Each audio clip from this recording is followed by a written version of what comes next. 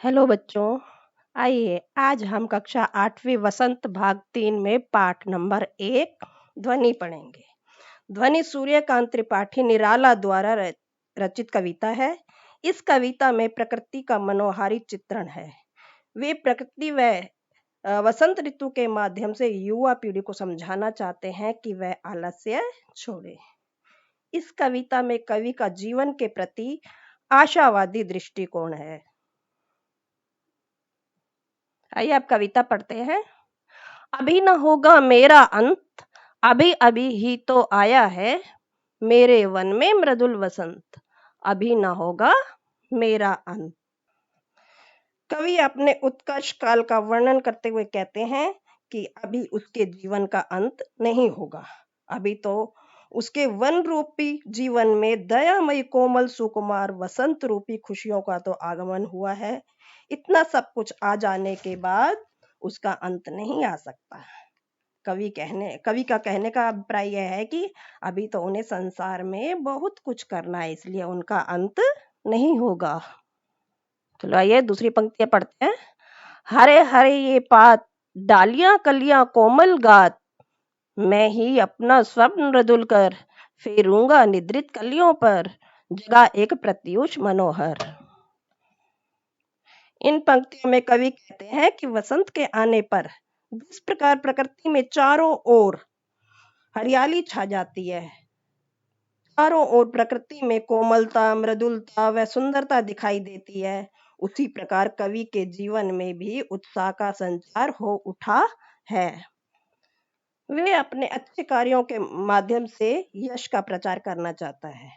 वह स्वप्न भरे कोमल हाथों से अलसाई कलियों पर फेरकर उन्हें सुंदर प्रभात का मतलब सुबह आने का संदेश देना चाहता है। अर्थात निराशा और आलस्य में डूबे हुए नवयुवकों को अपनी कविता के माध्यम से उनमें कार्य के प्रति उत्साह भर देना चाहते हैं। अब इसमें देखिए, निद्रित मतलब नींद में अलसाई हुई, और प्रत्युष का मतलब क्या होता है? प्रत्युष का मतलब होता है सुबह। ओके, अब आगे की पंक्तियां देखते हैं।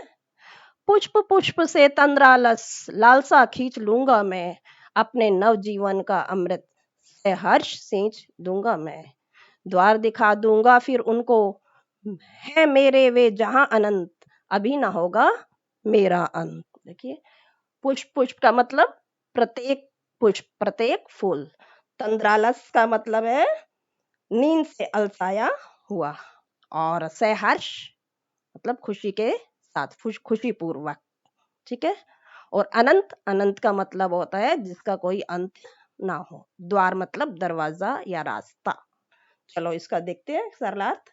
इन पंक्तियों में कवि कहते हैं कि मैं एक एक पुष्प मतलब प्रत्येक पुष्प से आलस्य खींच लूंगा, आलस्य से डूबे नवयुवकों के मन में नए जीवन का अमृत प्रसन्नता से भर दूंगा।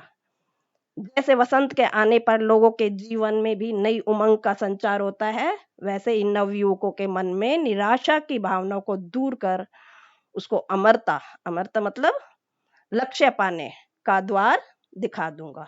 कवि कहते हैं कि कवि कहते हैं कि जब तक युवा पीढ़ी को लक्ष्य तक नहीं पहुंचा देता, तब तक मेरा अंत नहीं होगा। वो युवा पीढ़ी को उसके लक्ष्य तक ही पहुंचाना चाहते हैं। यानी पूरी कविता में यही बताया है कि कवि जो है प्रकृति के माध्यम से युवा पीढ़ी को जागृत करना चाहते हैं। उनका आशावादी दृष्टिकोण है, और इस कविता के रचयिता सूर्यकांत त्रिपाठी। समझ में आया ये सारा सरलार्थ?